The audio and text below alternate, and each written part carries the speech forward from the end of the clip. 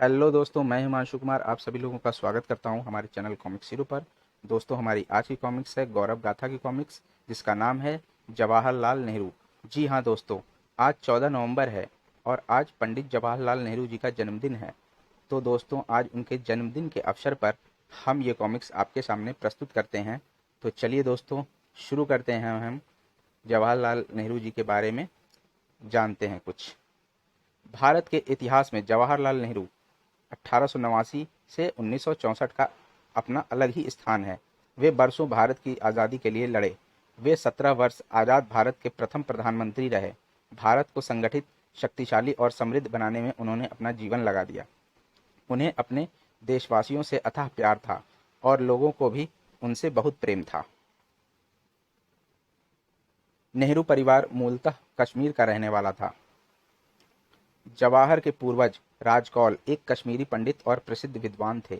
18वीं शताब्दी के प्रारंभ में मुगल बादशाह फरूर वसियार के बुलावे पर वे कश्मीर से दिल्ली चले आए। पंडित जी, मैं आपको नहर के किनारे एक मकान और जागीर के रूप में 2 गांव इनाम देता हूँ। बादशाह सलामत की इस इनायत के लिए मैं शुक्रगुजार हूँ। नहर के किनारे बसने के कारण राजकौल के वंशज कौल नेहरू के नाम से प्रसिद्ध हुए, जो कि बाद में सिर्फ नेहरू रह गया। जवाहरलाल के दादा गंगाधर नेहरू दिल्ली के कोतवाल थे। 1857 के महान विद्रोह के समय यहाँ बहुत रक्तपात हुआ। दिल्ली अब बड़ी खतरनाक जगह हो गई है। अच्छा हो अगर हम आगरा जाकर रहें। हाँ, हमें जल्दी से जल्दी दिल्ली छोड़ देनी चाहिए।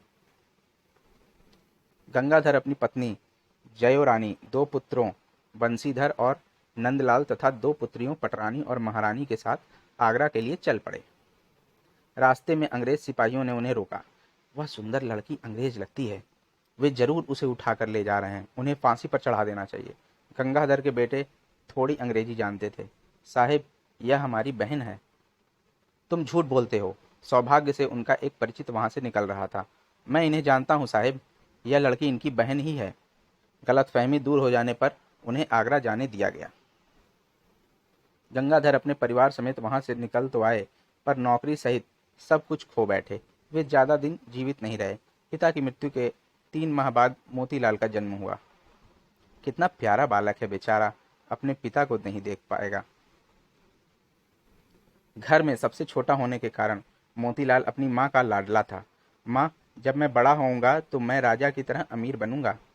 फिर तुम रहने के लिए महल बनाना और मैं तुम्हें देखने के लिए गौरैया बनकर आऊंगी। दोनों हंस पड़ते और मजाक दोहरा कर खुश होते। मोतीलाल को उसके बड़े भाइयों ने बड़ा किया। वह सुदर्शन और बुद्धिमान थे। वकालत करने के बाद वह इलाहाबाद में प्रैक्टिस करने लगे। थोड़े ही समय में मोतीलाल ने अपने कठोर श्रम के कारण समृद्धि व ख्याति अर्जित कर ली। मोतीलाल व उनकी सुंदर पत्नी स्वरूप रानी बहुत आकर्षक दंपति थे। 14 नवंबर 1889 को उन्हें पुत्र रत्न की प्राप्ति हुई। उसका नाम उन्होंने जवाहर लाल रखा। स्वरूप रानी बड़े धार्मिक विचारों की थीं। वे अक्सर जवाहर को संगम स्नान के लिए ले जाती। जय गंगा माई। हर जन्मदिन पर जवाहर को अनाज से तोला जाता। बाद में यह अन्न गरीबों में बांट दिया जाता। स्नेही पिता नन्हे जवाहर को जन्मदिन के अनेक उपहार देते। देखो इसके चेहरे पर कितनी दृढ़ता है। मेरा लाल एक दिन बहुत महान बनेगा। एक दिन नन्हे जवाहर ने पिता को लाल रंग की शराब पीते हुए देखा। वह डर कर माँ के पास भागा भागा आया। माँ माँ, पिताजी खून पी रहे हैं। वह अपने पिता के मुंशी मुबारक अली से खूब हिल मिल गया था। मुंशी उसे ढेरों कहानियां सुनाया करते। झांसी की रानी लक्ष्मीबाई बहुत सुंदर, बहुत बहादुर थीं। जब वह 20 वर्ष की थीं, उसके पति चल बसे। उसके कोई पुत्र नहीं था जो गद्दी पर बैठता। अंग्रेज उससे झांसी हथियाना चाहते थे। फिर क्या हुआ? रानी बड़े गुस्से हुई, अपनी तलवार निकालकर बोली, अपनी झांसी नहीं दूंगी। एक सच्ची वीरांगना की तरह अंग्रेजों से युद्ध करते हुए उसने प्राण त्याग दिए। जवाहर के घर में होली, जन्माष्टमी, दशहरा और दिवाली सभी त्योहार बड़ी धूमधाम से मनाए जाते थे। मुन्ने साहिब, दिवाली मुबारक। आपको भी मुंशी चाचा, आइए मिठाई खाइए। दोनों ईदों पर नन्हा जवाहर मुंशी जी के घर जाकर मिठाइयाँ तथा दूसरे पकवान खाता। जवाहरलाल का पालन पोषण अंग्रेज बालक की तरह हुआ। मोतीलाल बहुत ही स्नेही पिता थे, पर उन्होंने जवाहर पर कठोर नियंत्रण रखा। एक दिन नन्हे जवाहर ने अपने पिता की मेज पर 2 फाउंटेन पेन पड़े देखे। उसने सोचा, पिताजी, एक साथ 2 पेन क्या करेंगे, इसलिए एक उसने उठा लिया। गुमे हुए पेन की तलाश की गई। जवाहरलाल ने डर के मारे चोरी कबूल नहीं की। मेज से पेन तुमने उठाया? नहीं, मैंने नहीं लिया। आखिरकार चोरी पकड़े जाने पर उसे खूब मार पीटी। तुम्हें पापा से कह देना चाहिए था कि तुमने पेन लिया है, तुम्हें झूठ नहीं बोलना चाहिए। मैं बहुत डर गया था माँ। काफी साल तक इकलौती संतान रहने के कारण वह बहुत अकेला महसूस करता था। उनकी बहन स्वरूप, जो कि अब विजय लक्ष्मी पंडित नाम से प्रसिद्ध हैं, 1900 में तथा दूसरी बहन कृष्णा 1907 में पैदा हुई। मोतीलाल ने 1899 में यूरोप का दौरा किया। वहां से लौटने पर उन्हें कश्मीरी जाति से बाहर कर दिया गया, क्योंकि इन्होंने शुद्धिकरण अनुष्ठान करने से इनकार कर दिया। ऐसे बेकार रिवाजों से मुझे नफरत है, कर दें जाति बाहर, मुझे कोई फर्क नहीं पड़ता। पहले वे शहर के पुराने हिस्से चौक में रहा करते थे, अब वे सिविल लाइंस में रहने लगे, जहां अधिकतर यूरोपीय रहते थे। 1900 में जब जवाहरलाल 10 वर्ष के थे, उन्होंने एक आलीशान मकान खरीदा, जिसमें बहुत से कमरे, हरे भरे लॉन और स्विमिंग पूल था। उसे आनंद भवन नाम दिया गया। मोतीलाल बहुत दयालु थे। एक दिन कोर्ट जाते हुए उन्हें रास्ते में एक गरीब ब्राह्मण मिला। ब्राह्मण ने कहा, पंडित जी, मैं अपनी बेटी की शादी के लिए थोड़ी मदद चाहता हूँ। तुम्हें कितने पैसे की जरूरत है? कम से कम 300 रुपए। मुंशी जी, आज की हमारी सारी कमाई इसे दे दो। उस दिन के 1300 रुपए उस गरीब ब्राह्मण को दे दिए गए। आनंद भवन उन लोगों का मक्का था जो जिंदगी जीने का मजा लेते थे। मोतीलाल लाजवाब मेजबान थे। जवाहरलाल को स्थानीय सेंट मेरी कॉन्वेंट स्कूल में भेज दिया गया। 6 महीने बाद उन्हें स्कूल से निकालकर घर में ही शिक्षा दी जाने लगी। एक प्रतिभाशाली आयरिश नौजवान फर्डिनेंड बुक्स को उनका शिक्षक नियुक्त किया गया। ब्रुक्स ने अपने छात्र में पढ़ने का उत्साह और विज्ञान में रुचि जागृत की। लुइस कैरोल की एलिस इन वंडरलैंड, किपलिंग की किम, एंथोनी हॉप की द परिजनर ऑफ ज़ेंडा तथा जेरोम के जेरोम की three man in A boat आदि पुस्तकें उसे बहुत आनंदित करती थीं। आनंद भवन में ही बनी छोटी सी प्रयोगशाला में वह नए नए प्रयोग करता। 1905 में रूस पर जापान की विजय ने उसे बहुत प्रभावित किया। जापान ने यूरोपीय सर्वोच्चता के दम को तोड़ दिया है। अगर एक छोटा सा एशियाई देश यह कर सकता है तो और देश भी कर सकते हैं। मैं भारत को आजाद करने के लिए लड़ूंगा। मोतीलाल चाहते थे कि उनके पुत्र की शिक्षा दीक्षा इंग्लैंड में हो। मई 1905 में वे अपनी पत्नी जवाहरलाल और छोटी बेटी स्वरूप को लेकर लंदन चले गए। वहां जवाहरलाल को प्रसिद्ध पब्लिक स्कूल हैरो में दाखिल कराया गया। यूरोप से लौटने से पहले मोतीलाल ने जवाहर को लिखा, याद रखना कि तुम्हारे रूप में हम अपना वह सबसे प्रिय खजाना छोड़े जा रहे हैं जो इस संसार में हमारे पास है या अगले जन्म में हो सकता है। तन से भले ही हम दूर हो जाएं, पर मन से सदा तुम्हारे पास रहेंगे। इलाहाबाद लौटने पर मोतीलाल ने जवाहरलाल को फिर लिखा, मेरे प्रिय जवाहर, आखिर हम यहाँ पहुंच ही गए, पर फिर भी आनंद भवन अब पहले की तरह आनंदपूर्ण नहीं लगता। किसी की कमी सी महसूस होती है। वह कमी तुम ही हो। मुझे विश्वास है कि हम जल्दी इसके आदी हो जाएंगे। तुम्हारा पिता। जवाहरलाल ने देखा कि उसकी उम्र के अंग्रेज लड़के बुद्धू और सामान्य ज्ञान से शून्य हैं। खेल कूद के अलावा वे और कुछ नहीं जानते थे।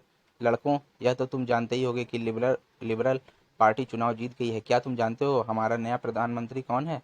जवाहरलाल अपनी कक्षा में अकेला छात्र था जिसने जवाब दिया। उसने नए मंत्रिमंडल के सदस्यों की तकरीबन पूरी सूची बता दी। मोतीलाल को स्कूल के प्रधानाचार्य ने जवाहरलाल की बहुत अच्छी रिपोर्ट भेजी। वह हर विषय में सबसे आगे है। हर शिक्षक उसके बारे में अच्छा सोचता है। मैं हर तरह से उससे संतुष्ट हूँ। जवाहरलाल ने अपने पिता को लिखा कि उसे इनाम मिला है। मोतीलाल बहुत खुश हुए। मैं तुम्हारे काम से संतुष्ट ही नहीं हूँ, मुझे तुम पर सचमुच गर्व है। अगर तुम इसी तरह परिश्रम करते रहे तो वह दिन दूर नहीं जब सारे देश को तुम पर गर्व होगा। वह किताबी कीड़ा नहीं था। खेलों को भी वह अपनी पढ़ाई की तरह ही गंभीरता से लेता था। वह राइफल क्लब और कैडेट कोर का भी सदस्य बना। वह क्रिकेट भी खेलता था। उसने अपने पिता को लिखा, मैं अपने खेल में धीरे धीरे लेकिन निरंतर प्रगति कर रहा हूँ। कल मैंने बिना आउट हुए 40 रन बनाए। समाचार पत्रों से उसे पता चला कि भारत में बड़ी बड़ी घटनाएं हो रही हैं। वहां ब्रिटिश वस्तुओं का बहिष्कार कर स्वदेशी आंदोलन चलाया जा रहा है। उसके कच्चे मन पर इन बातों का असर हुआ। प्रसिद्ध इतावली देशभक्त गैरी बाल्डी पर लिखी गई एक पुस्तक में उसने इतावली स्वतंत्रता और एकता की बड़ी रोमांचक कथा पढ़ी। भारत में भी हमें आज़ादी के लिए एक शक्तिशाली आंदोलन चलाना चाहिए। अक्टूबर 1907 में जब जवाहरलाल ने कैम्ब्रिज के ट्रिनिटी कॉलेज में प्रवेश किया, मोतीलाल ने लिखा, हैरी और ट्रिनिटी जैसे उच्च संस्थानों से जुड़ा होना किसी के लिए भी महत्वपूर्ण हो सकता है, पर तुम्हारे संदर्भ में तो इन संस्थानों को ही तुम जैसा हीरा पाकर गर्व होगा। हैरो के विपरीत कैम्ब्रिज में जवाहरलाल को अपनी इच्छा अनुसार कुछ भी करने की आज़ादी थी। वहाँ भारतीय छात्र भी काफ़ी थे जिनसे जवाहरलाल भारत के राजनीतिक संघर्ष की चर्चा करता। ब्रिटेन आज़ादी को थाली में रखकर हमें पेश नहीं करेगा, हमें उसके लिए लड़ना होगा। वह ब्रिटिश समाजवादियों द्वारा संबोधित सभाओं में भी जाता। एक शाम वह जॉर्ज बर्नार्ड शॉ को सुनने गया। पूंजीवाद बहुत लोगों को हानि पहुंचाकर बहुत कुछ लोगों के लिए खुशियां और सुविधाएं जुटाता है। समाज को पुनः उस रूप में संगठित करना चाहिए जिससे सामान्य लोगों का कल्याण हो। समाजवाद लोकतंत्र के आर्थिक पक्ष का प्रतिनिधित्व करता है। कैम्ब्रिज में भारतीय छात्रों की एक मजलिस नाम की सोसाइटी थी जहां वे राजनीतिक प्रश्नों पर चर्चा करते। 1908 में लाला लाजपत राय कैम्ब्रिज आए और मजलिस में बोले। जवाहरलाल ने भी वहां उन्हें सुना। देश के प्रत्येक व्यक्ति को राष्ट्रवादी होना चाहिए और अगर वह राष्ट्रवादी है तो फिर चाहे वह लोकतंत्र में विश्वास करे या ना करे, फर्क नहीं पड़ता। वह अपने पिता की संयत राजनीति को पसंद नहीं करता था। एक बार उसने अपने पिता को लिखा, पिताजी, मैंने आपका लेख पढ़ा। क्षमा करें, मैं सोचता हूँ कि आप असंयमित रूप से संयत हैं। इसमें शक नहीं कि ब्रिटिश सरकार आपकी राजनीतिक गतिविधियों से विशेष प्रसन्न होगी। यह लड़का कैसी बातें सोचने लगा है। मन करता है कि उसे वापस बुला लूं। रोमांच और जोखिम भरे काम करने में जवाहर को मजा आता। एक बार डेनमार्क में अपने मित्र के साथ छुट्टियां मनाते हुए वह पहाड़ की बर्फीली नदी में कूद पड़ा और उसकी तेज धारा में बह चला। भगवान का शुक्र है कि तुम बच गए, वरना तुम तो झरने की तरफ बह रहे थे। उसके मित्र ने उसकी टांग पकड़कर बड़ी मुश्किल से उसे बाहर खींचा। 1910 में जवाहर ने कैम्ब्रिज से प्राकृतिक विज्ञान में डिग्री प्राप्त की और 2 साल बाद वह बैरिस्टर बन गया। वह 1912 में भारत लौटा और हाई कोर्ट यानी उच्च न्यायालय में वकील बन गया। अपने पिता के जूनियर के रूप में उसने वकालत शुरू की, पर वह जल्दी ही इससे उकता गया। यह भी क्या जिंदगी है, रोज वही लोग, वही बातें, वही कानून और कचहरी।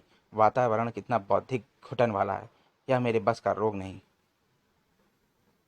जवाहरलाल में क्रांतिकारी जोश भरा हुआ था। पिता पुत्र में अक्सर लंबी चर्चाएं होती और कभी तो गर्मा गर्मी भी हो जाती। मैं आपकी तरह ब्रिटिश सरकार की निष्ठा पर ज्यादा विश्वास नहीं करता। तुम्हारे ये क्रांतिकारी विचार जवानी की मूर्खता के अलावा कुछ नहीं। 1916 में बसंत पंचमी के दिन जवाहरलाल का विवाह हुआ। उनकी पत्नी कमला कौल दिल्ली की एक व्यापारी की बेटी थी। विवाह बड़ी धूमधाम से हुआ। नेहरू के परिवार में लगभग एक हफ्ते तक विवाह का उत्सव चलता रहा। उन गर्मियों में पूरा परिवार छुट्टियां मनाने कश्मीर गया और कुछ दिन घाटी में गुजारने के बाद जवाहर अपने एक चचेरे भाई के साथ पर्वतारोहण के लिए जोजिला दर्रा गए। उन्हें पर्वतारोहण का अधिक अनुभव न था। जवाहरलाल का पैर फिसल गया और वह एक गहरी खड्ड में गिर गए। हे भगवान, हम पर दया करो। जवाहरलाल को उनके चचेरे भाई और कुलियों ने खींचकर निकाला। 1916 में जवाहरलाल गांधी जी से मिले और उनसे बहुत प्रभावित हुए। इस विनम्र, विनीत, दुबले पतले आदमी में लोहे की सी शक्ति है। 19 नवंबर 1917 का दिन नेहरू परिवार के लिए बड़ी खुशी का दिन था। उस दिन उनकी बेटी का जन्म हुआ जिसका नाम इंदिरा प्रियदर्शनी रखा गया। प्रथम विश्व युद्ध 1914 से 1918 की समाप्ति पर ब्रिटिश सरकार ने राष्ट्रीय भावनाओं को दबाने के लिए कठोर कानून बनाने का निर्णय लिया। ब्रिटिश सरकार ने हमसे वायदा किया था कि युद्ध समाप्त होने के तुरंत बाद वह हमें काफी हद तक आज़ादी दे देगी। इसके विपरीत वह हमें विधिहीन कानून दे रही है जिसके अनुसार व्यक्ति को बिना किसी मुकदमे के गिरफ्तार किया जा सकता है। यह एक क्रूर मजाक है, एक भूखे आदमी को पत्थर देने जैसा। गांधी जी ने एक सत्याग्रह सभा बनाने की सोची। हम इन कानूनों की अवज्ञा करेंगे और जेल जाएंगे। इन कानूनों को रॉलट एक्ट कहा जाता था। जब जवाहरलाल को गांधी जी के निर्णय का पता चला, वे बहुत उत्साहित हुए। पिताजी, मैंने गांधी जी की सत्याग्रह सभा में शामिल होने का निर्णय लिया है। मैं तुम्हें ऐसा नहीं करने दूंगा। कितना बेतुका विचार है। कुछ व्यक्तियों को जेल भेज देने से ही गांधी जी सरकार पर दबाव नहीं डाल सकते। जवाहर अपने निर्णय पर दृढ़ रहे। कमला ने भी उनका साथ दिया। मोतीलाल चिंतित थे। उन्होंने जमीन पर सोकर देखा कि जेल जाने पर उनके बेटे को जमीन पर सोना कैसा लगेगा। ब्रिटिश सरकार ने अनुचित कानून पास कर दिए। गांधी जी ने हड़ताल करने का आह्वान किया। पंजाब के कुछ शहरों में सेना और पुलिस ने लोगों पर गोलियां चलाईं। 13 अप्रैल 1919 को यानी बैसाखी के दिन अमृतसर में जालियांवाला बाग में एक सभा में एकत्रित निहत्थे लोगों पर जनरल डायर ने लगातार गोलियां बरसाईं। 400 से भी ज्यादा लोग मारे गए और 1000 से भी अधिक जख्मी हुए, क्योंकि वहां से बाहर निकलने का कोई रास्ता न था। जालियांवाला नरसंहार के बाद पंजाब में सैनिक शासन लागू कर दिया गया। हर तरफ आतंक का राज था। इस दुर्घटना पर पूरा राष्ट्र दुखी था। गांधी जी व अन्य नेताओं के साथ जवाहरलाल वहां गए।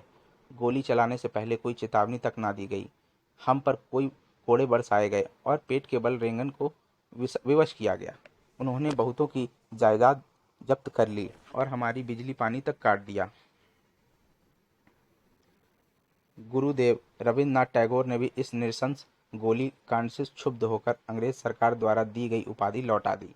उन्होंने वाइसराय को लिखा, सम्मान के ये प्रतीक अब शर्म और पतन के सूचक बन गए हैं। उस वर्ष कांग्रेस अधिवेशन मोतीलाल नेहरू की अध्यक्षता में अमृतसर में हुआ। अगर हमारा सम्मान और जीवन ऐसी गैर जिम्मेदार सरकार की दया पर टिका है तो सुधार की ये सब बातें बनावटी हैं। गांधी जी ने सरकार से असहयोग करने का आह्वान दिया। ऐसी दुष्ट सरकार के साथ किसी भी तरह का सहयोग ठीक नहीं। गांधी जी ने वाइसराय को लिखा, प्रजा का अधिकार है कि वे ऐसे शासक को ठुकरा दे जो ठीक तरह से शासन ना करता हो। इसी बीच जवाहरलाल को इलाहाबाद में कुछ किसानों से मिलने का मौका मिला। वे आस पड़ोस के गांवों से आए थे। जमींदारों ने हमारा जीना दूभर कर दिया है, हमारे गांव आकर सब कुछ अपनी आंखों से देख लो। उन्होंने कुछ गांवों का दौरा किया। हम जो कुछ भी उगाते हैं जमींदार छीन लेता है। विरोध करने पर हमें खरीदे गुंडों या पुलिस द्वारा पिटवाया जाता है। किसानों की गरीबी देखकर जवाहरलाल बहुत दुखी हुए। मैंने कभी सोचा तक ना था कि देश में इतनी गरीबी है। अपनी आरामदायक जिंदगी पर मुझे शर्म आनी चाहिए। जवाहरलाल ने गांधी के रास्ते पर चलने का निश्चय कर लिया तो मोतीलाल ने भी उसी पथ पर चलने का फैसला किया। मुझे जवाहर के रास्ते में नहीं आना चाहिए। पिता पुत्र का साथ चलना क्या बेहतर नहीं होगा। मोतीलाल ने अपनी जमी जमाई वकालत और राजसी ठाट बाट छोड़ दिए। वह असहयोग आंदोलन में शामिल हो गए।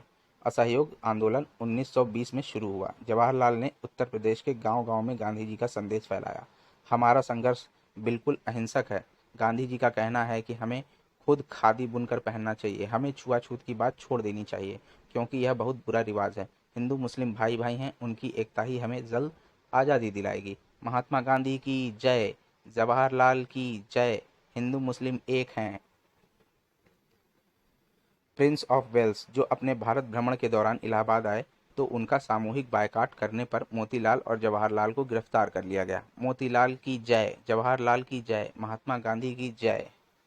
अदालत में अभियुक्त जवाहरलाल पुत्र मोतीलाल ने हड़ताल के लिए पर्चे बांटे। मैं अपना बचाव नहीं करूंगा, क्योंकि मैं ना तो इस सरकार को ही मानता हूं, ना इस अदालत को। उनको 6 महीने की सजा व 500 रुपये जुर्माना हुआ। इसी तरह की सजा मोतीलाल को भी एक अलग अदालत में सुनाई गई।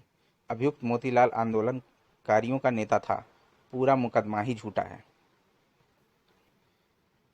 दोस्तों, हमारा ये जवाहरलाल का पार्ट 1 यहीं पर समाप्त होता है और अब हम मिलते हैं जवाहरलाल के पार्ट 2 में, जिसका लिंक आपको इसके डिस्क्रिप्शन में दिया हुआ है। आप इसे वहाँ पर खोलकर पढ़ सकते हैं। धन्यवाद।